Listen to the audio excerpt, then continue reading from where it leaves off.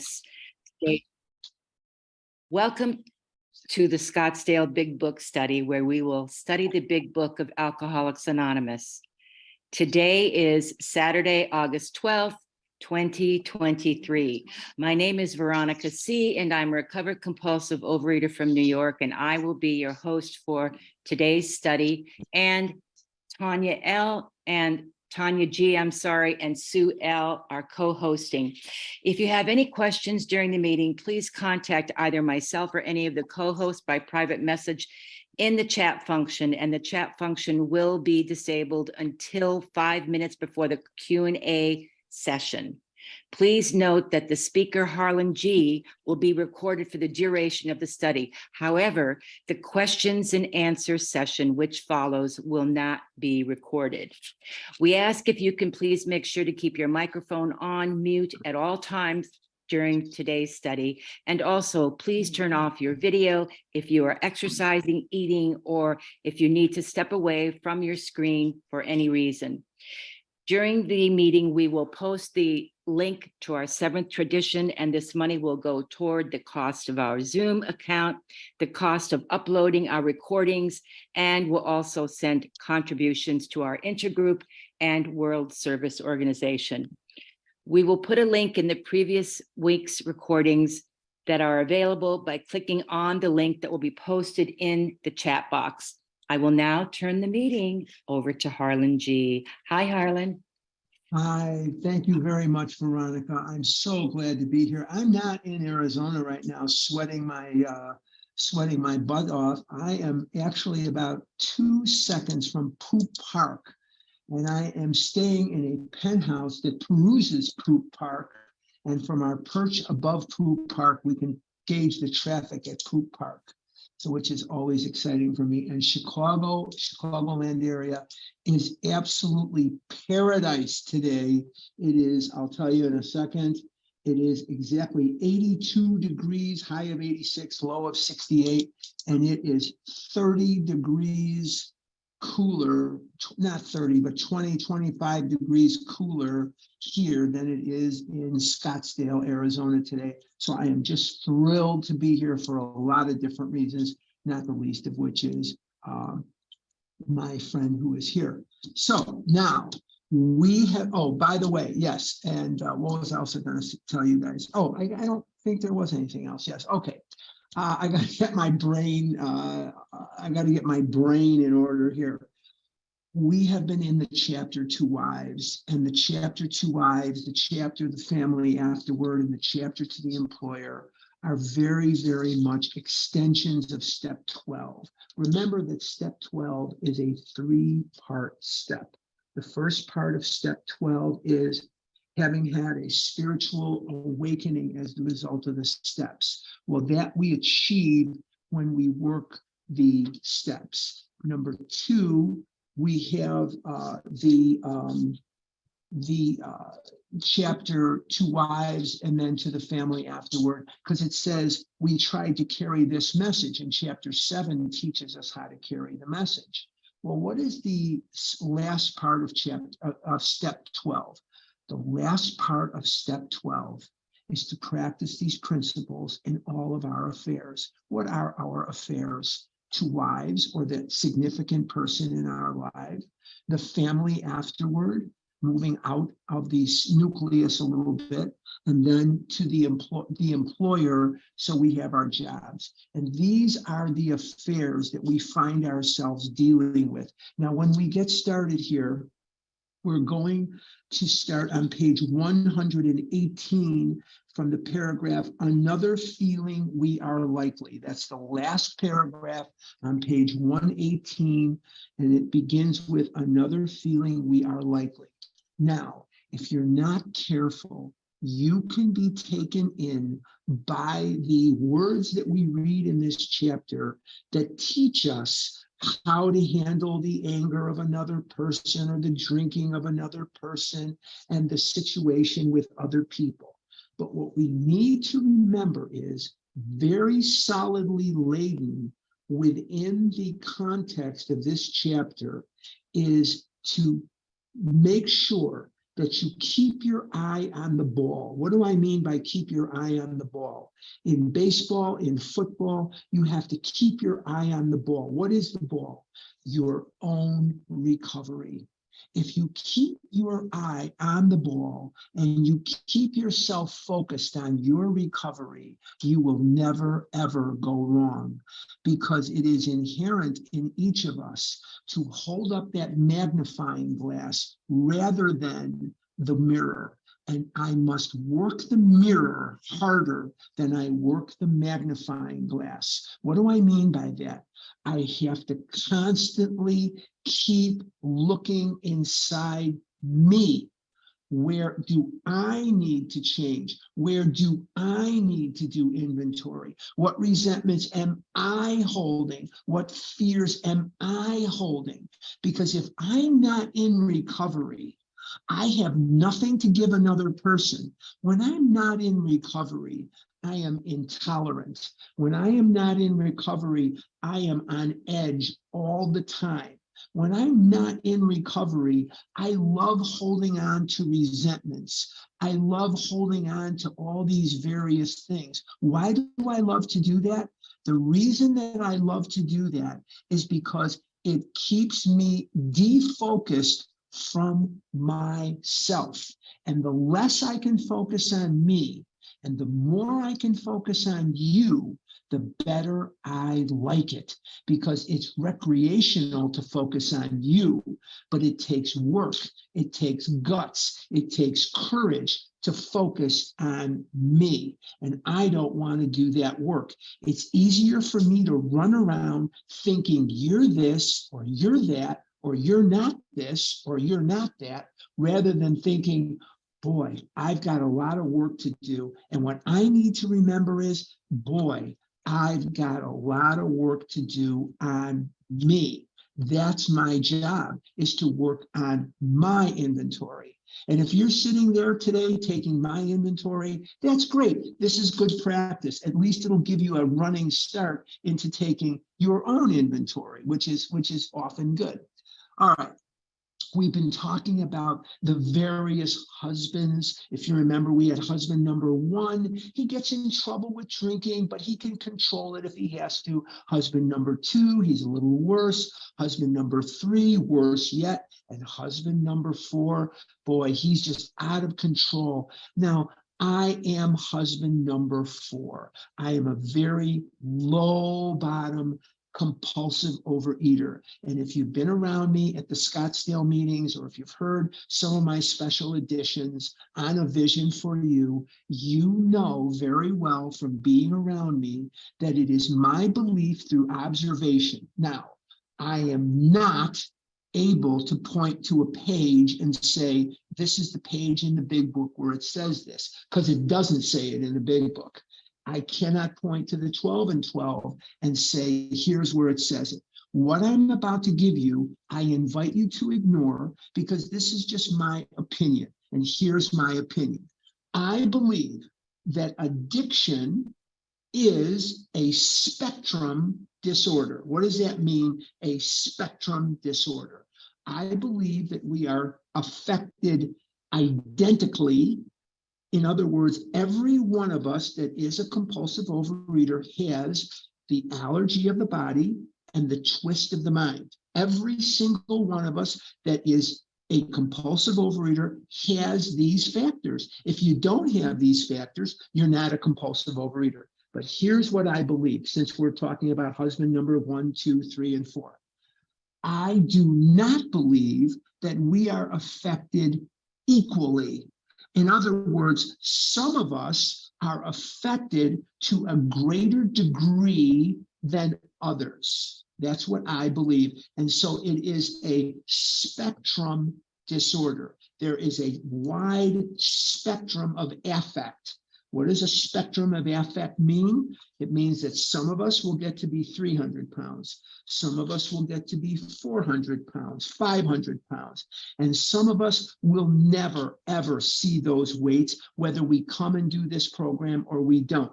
And on the other side of the coin, anorexia, bulimia, some of us will purge every single day, several times a day. Some of us will purge every day, but not more than once or twice. Some of us will be 80 pounds, 70, whatever that may be. So we are affected identically, but we are not affected equally. There is a wide spectrum of affect. Now, when we're dealing with other people, we have to understand that we are affected identically, but we are not affected equally. Does that mean you sponsor differently? No, it doesn't. No, it doesn't. But what it means is we have that observation, and what we need to remember is this, turning it in on ourselves. I must outwork my level of effect. What does that mean? I have to outwork my level of effect. I have to work a bit harder than the level to which I have been affected. And when we read this chapter to wives, it is very easy to focus on the other person. The challenge is I have to do my own work. I have to make sure I'm not harboring resentment. I'm not harboring fear. I'm not doing these things, the selfishness, the dishonesty, the resentment, the fear. Those are the things, self-seeking. I need to remember that I have to outwork my level of effect. Very, very important for me to keep that in mind. Let's go to page 118. And on page 118, at the bottom of the page, we see this. It says, another feeling we are likely to entertain is one of resentment that love and loyalty could not cure our husbands of alcoholism. We're going to stop right there for just a second. I'm going to talk about the most wonderful Al-Anon person I know. And I didn't know her, but her name was Lois. And Lois had a husband named Bill. And Lois's husband started drinking heavily in 1917. And he drank just about every day of his life, with some rare exceptions. During 1933, he was hospitalized in April of 33, didn't pick up liquor again for a year until April of 34. And then his drinking took off like a ski jump. But let's take a look at Lois. And what Lois was very upset about was this. Lois did not understand how Ebby Thatcher, a drunk, she knew Ebby Thatcher when Ebby was in the stroller. When I was a kid, they didn't call them strollers so much. They called them baby buggies. And Lois was a little girl, and their family, the Burnhams, they had a summer home in Manchester, Vermont. And the Thatchers, Ebby is a Thatcher, they had a home in Manchester, Vermont. And when Lois was a little girl, she would babysit. And Ebby had older siblings, and she would babysit, and she would see Ebby in the baby buggy. And here's this guy, Ebby, and she knew that he was a drunk. He was an absolute fall down drunk. How is it that after everything that I did for Bill, Ebby is able to knock the liquor out of his hands and I could not? How is this possible that with everything I've done, and remember, Lois was trying every day of her life to get her husband to stop drinking. She did everything humanly possible to get this guy to stop drinking. And along comes Ebby Thatcher.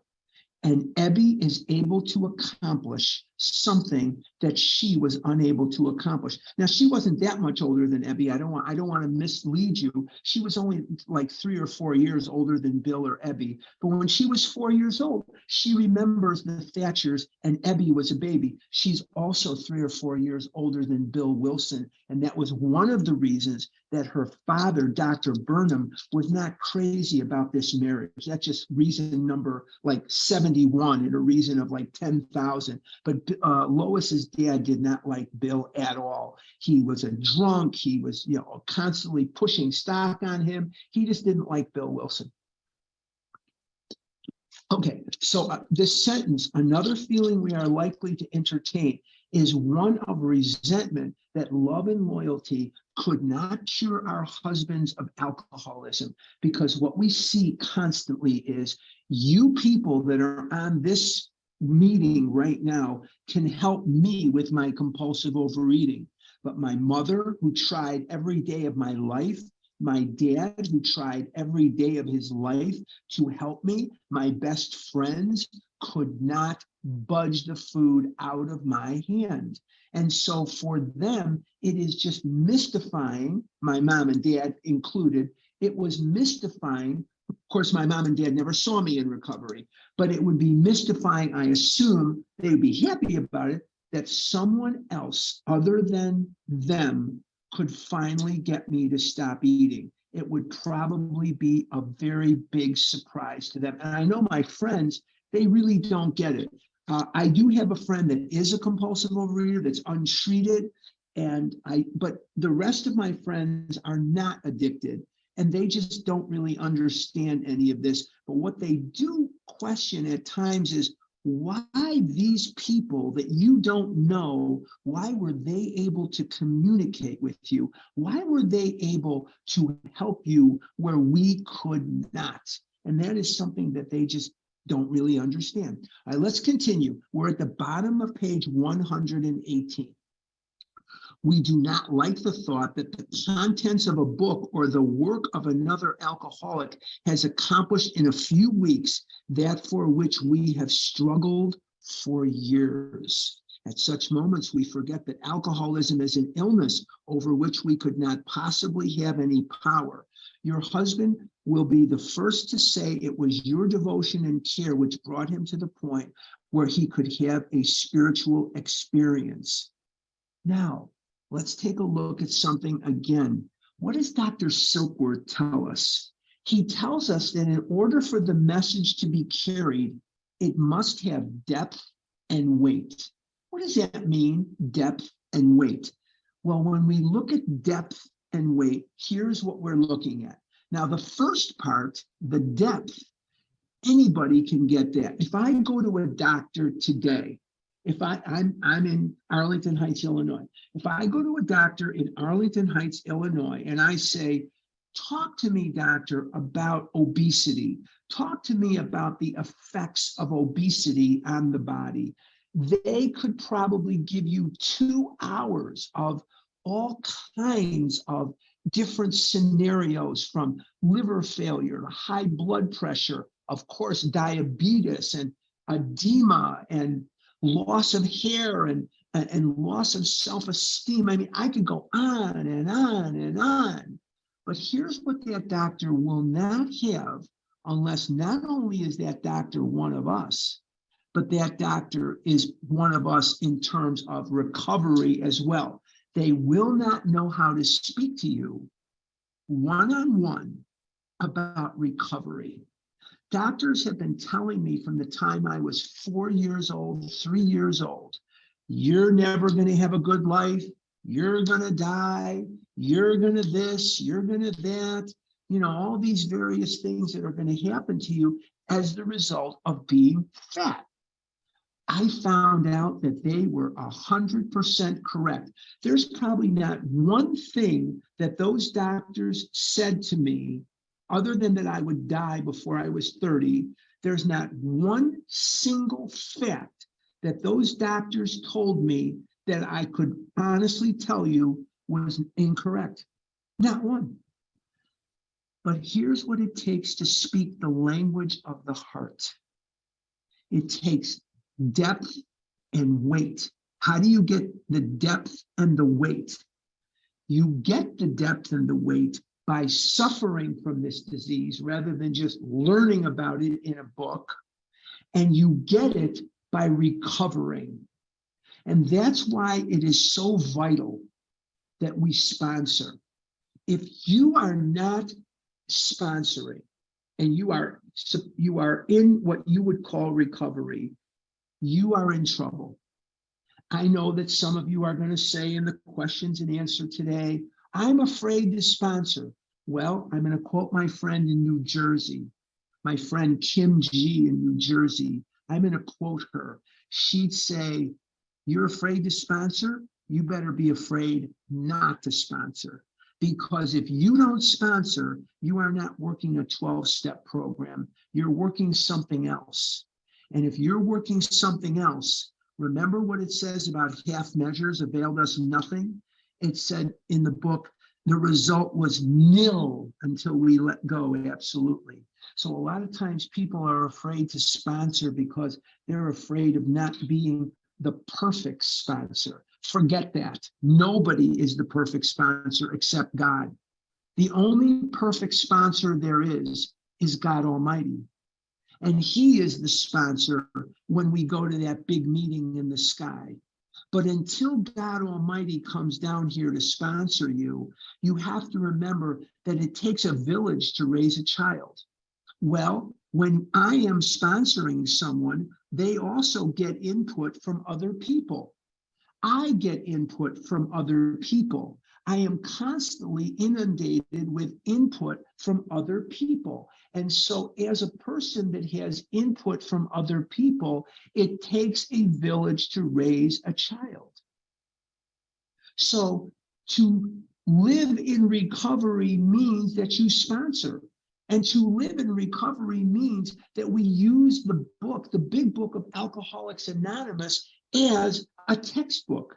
What happened as soon as Bill Wilson got sober in December of 1934? What did he do immediately upon getting sober in December of 34? He said, I began talking to the people in the hospital. And they didn't want him doing that. He wasn't a doctor. He wasn't a licensed counselor. He wasn't a drug and alcohol abuse counselor. But he started talking to these guys in the hospital. And what did Silkworth notice? He noticed that Bill Wilson could get through to these men where he, Silkworth, could not. What did we see about Dr. Bob? When we read Dr. Bob's Nightmare and we read the story of Bill Dotson, Alcoholics number 3, what do we see? We see Dr. Bob getting sober on June the 10th, 1935. Now, after 2 failed attempts to sponsor on June the 26th, 1935, 16 days after he got sober, he went and made a call with Bill Wilson on Bill Dotson. And by July the 4th, 1935, Bill Dotson left the hospital, a sober man, never to drink again. But Dr. Bob was sponsoring 16 days after getting sober. How many of you today that are listening to this, whether you're listening here on the Zoom meeting or you're listening on podcast, how many of you, you don't have to raise your hands, I can't see you anyway, how many of you are sponsoring 16 days after you got sober? How many of you today have sponsors that will take you through the steps quickly so that 16 days after you get sober, you can go out and make a 12-step call on somebody else? I hope that's something to think about for you, because in OA today, I see too much detailed, in-depth sponsorship with writing assignments that are not in the big book. Here are the steps that have writing assignments in them: 4, 8, and sometimes 9. That's it. 4, 8, and sometimes 9. No other step has anything like a writing assignment attached to it. And yet, I spoke to someone last Saturday or the Saturday before. They told me they were on step 6 for 5 months or 6 months. How is that possible? If step 6 takes longer than 20 seconds, I'm doing it incorrectly. If step 7 takes longer than 30 seconds, I'm doing it incorrectly. So we are here and we have the rest of our lives to do an in-depth study on whatever step you want to do. But the key here is to get through the steps as quickly as possible, because nothing ensures immunity from drinking like intensive work with other alcoholics. So in order for the message to be carried, it must have depth, information, weight, experience. Experience isn't the best teacher, it's the only teacher. Pain isn't the best motivator, it's the only motivator.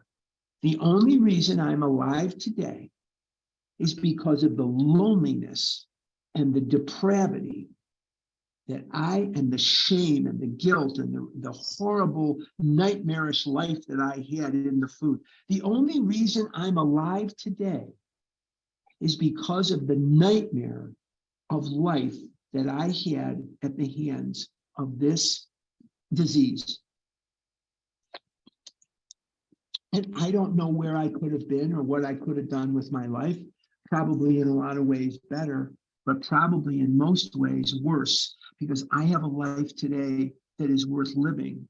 I have a life today that is enviable. I have a life today that is full of wonderment and miracles every single day.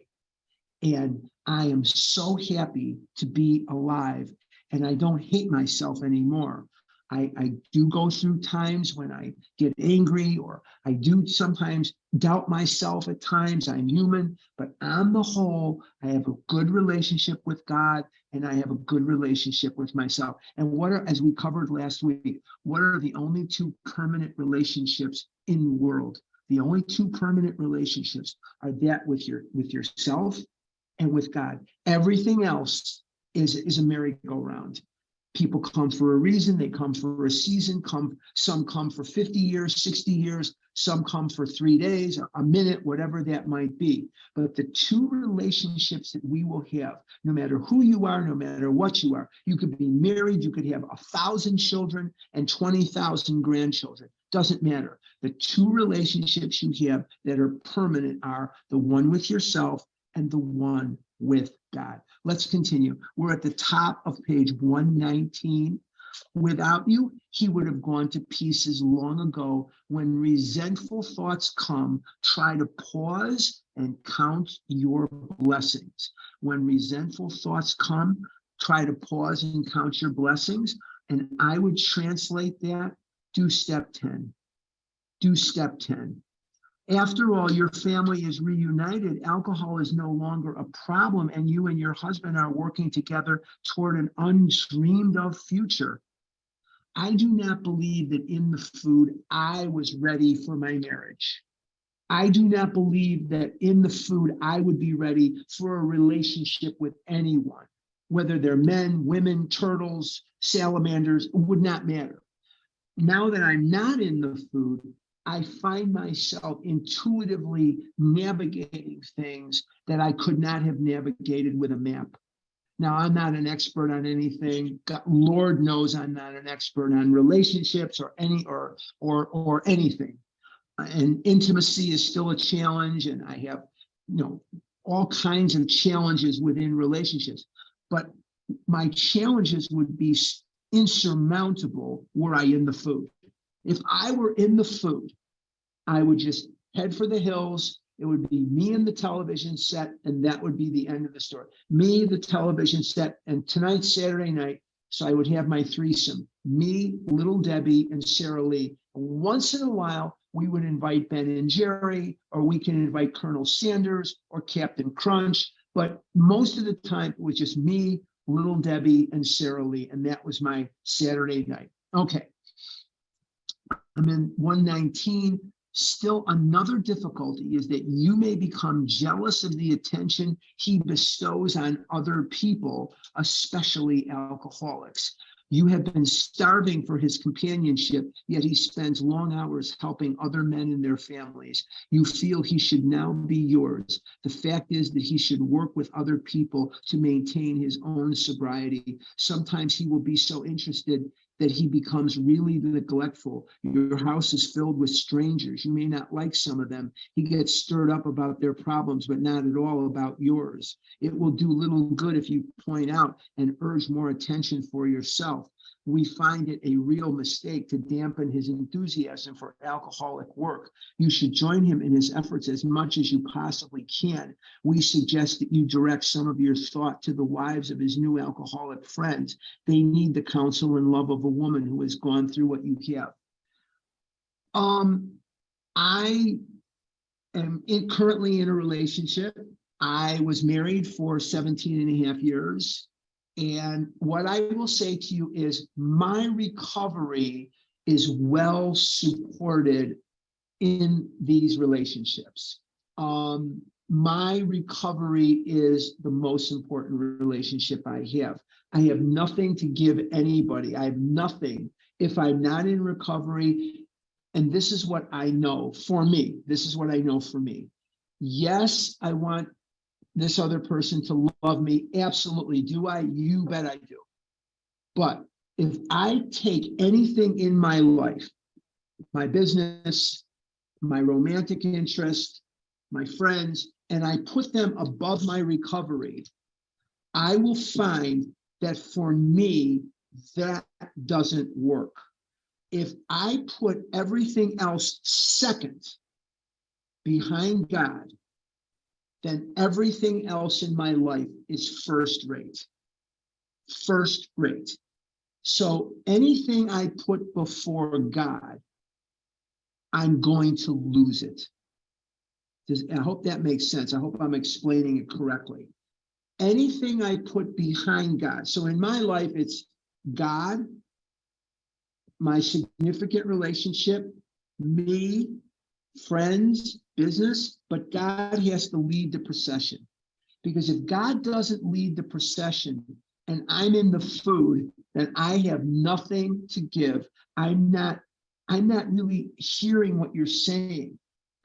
You're talking to me and it sort of looks like I'm there, but I'm thinking about Oreo cookies. I'm thinking about an M&M. I'm thinking about an Oreo. I'm thinking about Captain Crunch. I used to take a box of Captain Crunch and, just polish it off. I can't hear what you're saying. Truthfully speaking, I don't really have an interest in what you're saying too. And that's part of it. I really don't give a damn what you're talking to me about. You want to talk to me about God knows what? I have no interest. You want to talk to me about we're going to go to a pizza parlor? You want to talk to me about going to whatever? Now you got my attention. Now you got my attention. I'm going to a place for lunch when this is over. And obviously I can't go to Peter Jungle because I'm 2,500 miles from Peter Jungle. But I'm going to go to a place for lunch today where I'm going to get a very simple thing, very, very simple thing. And I'm going to get some club soda and I'm going to be way better off. So the point I'm trying to make is the temptation is to put the business first. The temptation is to put someone else, my romantic interests first. The temptation is to put my friends first so that they'll like me and they won't abandon me. And that goes for the romantic situation as well as the friends. I don't want to be abandoned. No one does. No one really does. What I found is when I did that and I put another person first or something first, it just doesn't work for me. It never has worked for me. It probably never will work for me. It just doesn't. So with God first and everything else behind it, second, third, fourth, whatever, everything else in my life is first rate.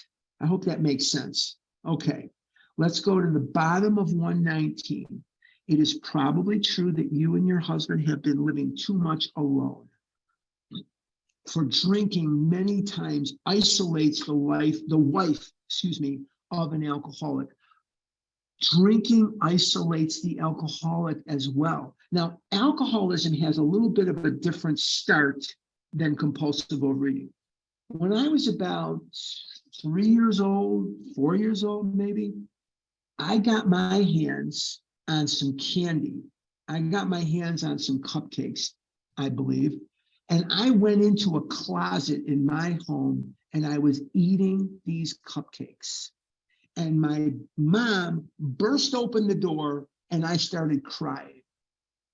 Even as a child, I was ashamed of what I was eating, how I was eating it, and my desire to have all the food myself. I knew there was something wrong with what I was doing. And that was a thought that really, really resonated within me. With drinking, there is less of that at first.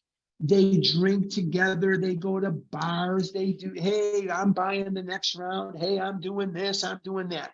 But in the life of most alcoholics, not all, but most alcoholics, what eventually happens is they start drinking alone. They don't drink in the groups like they used to. They start drinking completely alone. So for them, it is not as social a thing at the end as it was in the beginning. But this is a disease of isolation.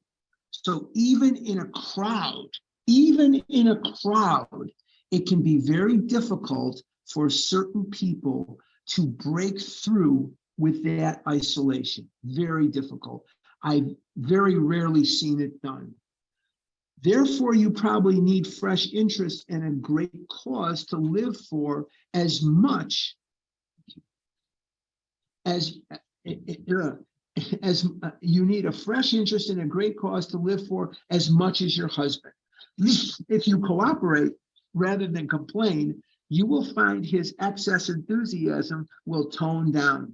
Both of you will awaken to a new sense of responsibility on page 120, top of 120. You, as well as your husband, ought to think of what you can put into life instead of how much you can take out. Inevitably, your lives will be fuller for doing so. You will lose the old life to find a much better one. Now, that is a heck of a paragraph, because what I need to do is look how many times does it tell me in this book to put others first, to go serve others. And when I do that, I will have a life far beyond my wildest imagination. Give rather than get. Love rather than be loved. Understand rather than be understood. If that sounds like the St. Francis prayer, that's because that's where I'm pulling it from, is the St. Francis prayer, the prayer of St. Francis that I recite all the time. Okay, perhaps your husband, perhaps your husband will make a fair start on the new basis, but just as things are going beautifully, he dismays you by coming home drunk. If you are satisfied he really wants to get over drinking, you need not be alarmed. Though it is infinitely better that he may have no relapse at all, as has been true with many of our men, it is by no means a bad thing in some cases. Your husband will see at once that he must redouble his spiritual activities if he expects to survive.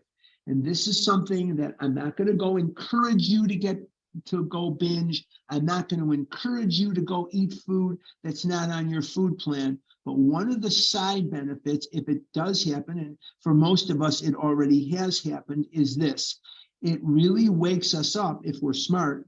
It'll wake us up to the fact, what I'm doing is not enough. I have to do more and different. And you've heard me say this a million times. You want different, you gotta do different. You want the same, you do the same. You want different, you better do different. You need not remind him of his spiritual deficiency. He will know of it. Cheer him up and ask him how you can be still more helpful. So help other people. Get out of yourself. This is a theme. Remember, we come from the Oxford group. What was the Oxford group? The Oxford group were people practicing first century Christianity to the best of their ability. However, if you read in their history, Buckman goes to China. He goes on a mission in China. He sees these women and men all truistic in their Christianity, and they have a belief, they have an enthusiasm. There's two Greek words, entheos, from God, enthusiasm, two Greek words, for God, that his people just did not seem to have. And what was giving it to them? This idea of altruism. Very, very important. Give rather than get, love rather than be loved, understand rather than be understood. Again, this is from the St. Francis prayer. Very, very important. The slightest sign of fear or intolerance may lessen your husband's chance of recovery. In a weak moment, he may take your dislike of his high-stepping friends as one of those insanely trivial excuses to drink. We never try to arrange a man's life so as to shield him from temptation. This is the third or fourth time that that's in the book. That's why people will text me and email me and call me. Why do you have to say Chips Ahoy? Why do you have to say pizza?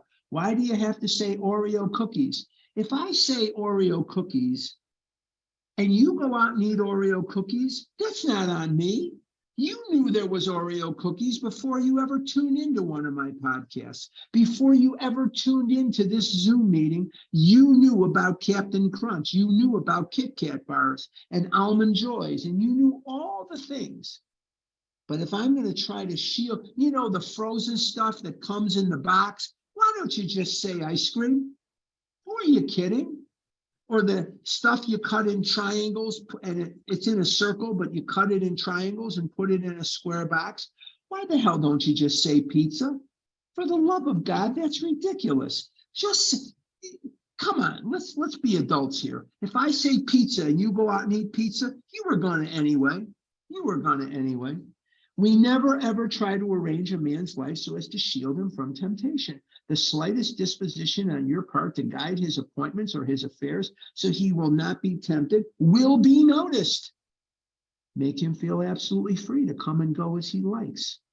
This is important. If he gets drunk, don't blame yourself.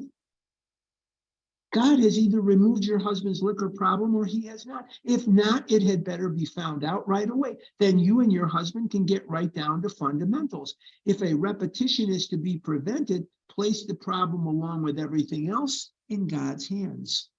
We realize that we have been giving you much direction and advice. We may have seemed to lecture. If that is so, we are sorry, for we ourselves don't always care for people who lecture us. But what we have related is based on experience, some of it painful. Painful is not the best teacher, it's the only teacher. We had to learn these things the hard way. That is why we are anxious that you understand and that you avoid these unnecessary difficulties. So to you out there who may soon be with us, we say good luck and God bless you. Now, the little asterisk paragraph here, it says, the Fellowship of Al-Anon Family Groups was formed about 13 years after this chapter was written. Though it is entirely separate from Alcoholics Anonymous, it uses the general principles. What are the principles? The principles are the steps. You hear people get on there, the principle of this is honesty, and the principle of that is whatever. They didn't know from that. That's stuff that came out in the 80s and the 90s. The principles to them and me are the steps of the AA program as a guide for husbands, wives, relatives, friends, and others close to alcoholics. The foregoing pages, although addressed only to wives, indicate the problems such people may face. Alateen for teenage children of alcoholics is a part of Al-Anon. If there is no Al-Anon listing in your local phone book, you may obtain further information on Al-Anon Alateen family groups by writing to its World Service Office, 1600 Corporate Landing Parkway, Virginia Beach, Virginia.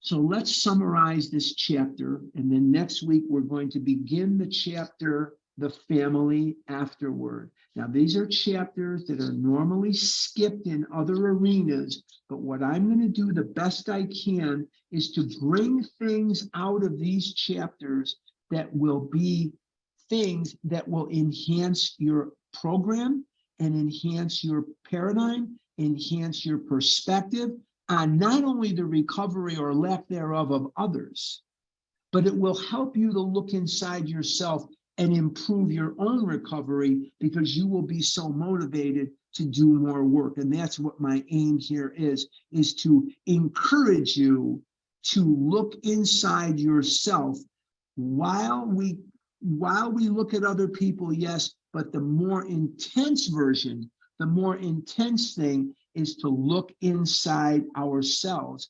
That is where the recovery is. So to just sort of summarize the Two Wives chapter, we have a situation on our hands where we are involved with someone who is addicted. But never mind the fact that we are addicted ourselves. We're involved either through blood or through affection with someone who is addicted. And what we're challenged to do is not to steer them and guide them and try to control them. Don't eat this, don't eat that, don't eat here, don't go there. That's not going to work. To browbeat them, to try to control them, that's not going to work. Remember, at the very core, we are immature, perfectionistic, sensitive. What's the last one? Rebels. Addicts do not like being told what to do. You start to tell an addict what to do, they are going to rear back on you. You are going to hear some things you probably don't want to hear. Or they will give you lip service, yeah, and they're just going to do what they want to do anyway. How do I know that? How do I know that for sure? Because that was me. That was definitely me. Yeah. Okay. That's how I weathered the storm my whole life. Okay, yeah, I won't eat this or I won't eat that. The fastest way to get me to go eat whatever, Sara Lee brownies by the tin, the fastest way for you to get me to do that is to tell me not to. You start telling me not to do that, I'm going to wait you out. Eventually, you're going to leave. You're going to go. You have something to do. You're going to leave me. You can't stay with me. You're not part of my skin. You're not part of my body or mind. Eventually, you're going to go your own way. And when you do, I am going to go eat more Sara Lee brownies. I'm going to go eat more whatever, Gino's East Pizza, than you could possibly imagine. So that we are immature, sensitive, perfectionistic rebels. So the less you tell an alcoholic what to do, or a compulsive overeater, how do I communicate? By using I words. I found this, I found that. I relate my experience. When I start telling an alcoholic what to do, I am in trouble. A, it's not going to happen. B, I'm putting a rift between me and that other person. Me and that other person are now further apart. So that's something to watch out for. This week, I told someone else what to do, and I felt bad about it. And I even reiterated it yesterday in the evening. It took me a long time to get here. My flight was delayed 6 flippin' hours in Phoenix. I thought I was going to go absolutely crazy. And I had a real resentment yesterday. I fly more than an average person. I don't fly as much as some. I fly more than most. But I have been in Chicago, I would say February, March, April, June, July, August. I've been here 6 times this year. I have taken 3 or 4 flights last year. And in the flights I've taken last year and this year, I have 0 flights, that either were not delayed or outright canceled. And yesterday we were delayed 6 flippin' hours. I thought that I was gonna be on the news. I was gonna just flip the frick out. I didn't know. I was beside myself. So I had to do step 10. Then I had to do another step 10. I was not a happy camper at all. But anyway, the reason I'm relating that is this. We want to use I sentences, just like it says in the big book. We want to live in the declarative rather than in the imperative. What's the imperative? You do this, you say this, you do that, you go here, you go there. That's imperative. Imperial king, imperative, you're telling people what to do. The declarative is, I did this, I found this. That works a lot better. Does anything work 100% of the time? Absolutely not. Absolutely not. I could put handcuffs on somebody or chain them to a fence and they won't compulsively overeat. But the minute I unchain them, they're going to do that. I remember in Chicago, there were two treatment centers. One was called Parkside and one was called Rader Institute. And I spoke on a Sunday night at the Rader Institute at Bethesda Hospital in Chicago. Bethesda Hospital in Chicago is on Howard and Western. It's condos now. It's not, there's no Rader, there's not even a hospital there. It's condos. It's on Howard and Western. And I remember I was going in my car and there was a guy there, and I won't say his name. He had been in there for 30 days. And in those days, I'm going back now 30 years ago. 30 years ago, it was $20,000 for the month at the Rader Institute. He walked out of Rader Institute. I was going to my car and I watched him go to Amy Joy Donuts. I watched him walk into Amy Joy Donuts. I don't even think Amy Joy Donuts exists anymore, but there was one on Milwaukee Avenue and there was one on Western and Howard. And then Dunkin' Donuts came in and Winchell's came in and Yum Yum came in and then Entenmann's and then what's the other one, the big one? I don't remember the name, it doesn't matter. But what is it? No, Dunkin' was the big one, but there was another one. Oh, Krispy Kreme. But Amy Joy, I watched him walk from the treatment center into Amy Joy Donuts, and I was flabbergasted. And you know what? It's the reason I was flabbergasted wasn't because I was surprised he did it. I was flabbergasted because I thought I was the only one that would do that. That I was the only one who thought that way and who acted that way. And it was surprising to me that there was someone else who was as cuckoo for Cocoa Puffs as me. That was the surprise. Not that he did it, but that I wasn't the only one. So I could chain you to a treatment center. I could do whatever I need to do I could do whatever I need to do to chain you to this door over here. The minute I unchain you, you're going to go and do what you need, what you want to do. I hope that makes sense. Okay, what we're going to do today, because we're done with the chapter, next Saturday, I'll be back in the sauna of Scottsdale. No, it won't be that bad for much longer. We only have another till about September 10th to the 15th, and then it starts to become more tolerable.